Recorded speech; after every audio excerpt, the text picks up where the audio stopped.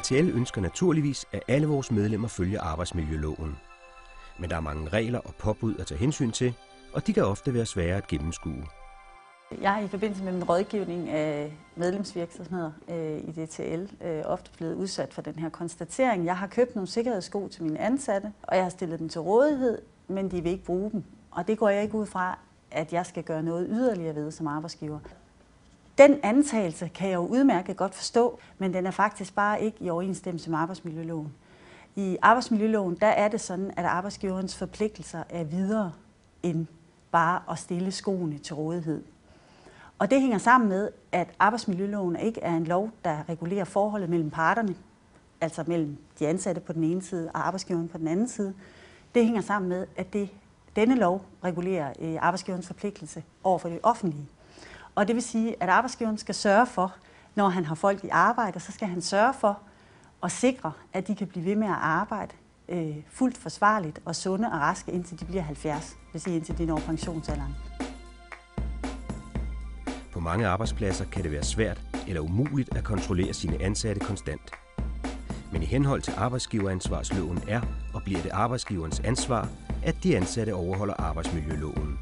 Det er selvfølgelig vanskeligt. Altså det er utrolig vanskeligt. Men vi har rettens ord for, at udgangspunktet er, hvis de ansatte arbejder i strid med reglerne, så er tilsynsforpligtelsen ikke opfyldt.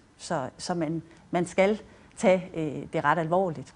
Og derfor bliver jeg jo også tit mødt med det spørgsmål fra arbejdsgivernes side, at hvis du siger til mig, at jeg har så voldsom en forpligtelse, så er jeg jo helt skakmat, altså hvis de ansatte ikke vil gøre, som jeg siger.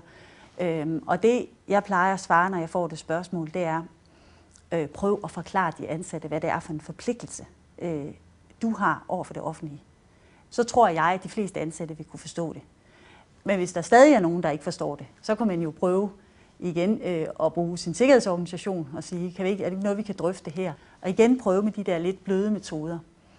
Og så kan det jo i sidste ende, og i værste fald, og når det hele er spidset til, blive nødvendigt at bruge sin ledelsesret. Og dermed mener jeg jo så, at man må sige til den ansatte, simpelthen en mundtlig irettesættelse, kunne man jo starte med, sige, nu tager du de sko på, eller nu bruger du læserampen, som den er tiltænkt. Og når man så har sagt det en gang eller 2 gange, og det stadig ikke sker, så kan man jo følge op med en skriftlig advarsel. Og hvis det så stadig ikke, hvis der stadig ikke arbejdes i overensstemmelse med retningslinjerne, så kan man jo vælge at bortvise folk, afskede eller bortvise folk, afhængig af, hvad det er for en situation, man har. Og det er man altså i sin gode ret til. Og hvis man ser med arbejdsmiljølovens øjne, så er det endda så langt, at man kan sige, at man næsten har en pligt til det. Det er vigtigt at sørge for, at alle sikkerhedsregler bliver overholdt. Både for de ansattes og for din egen skyld. For er uheldet ude, og sikkerhedsreglerne ikke blevet overholdt, kan det føre til store bøder og i yderste konsekvens lukning af firmaet. Det er centralt som arbejdsgiver at være opmærksom på, hvad det er for et ansvar, man har efter arbejdsmiljøloven. Og det er videre end det, man umiddelbart vil tro, når man går ind som almindeligt menneske i en relation mellem et andet menneske, altså mellem 2 parter, arbejdsgiver og arbejdstager. Det går videre, fordi man har en forpligtelse til at passe på de ansatte, fordi man ikke ønsker, at de ansatte skal blive syge af at gå på arbejde.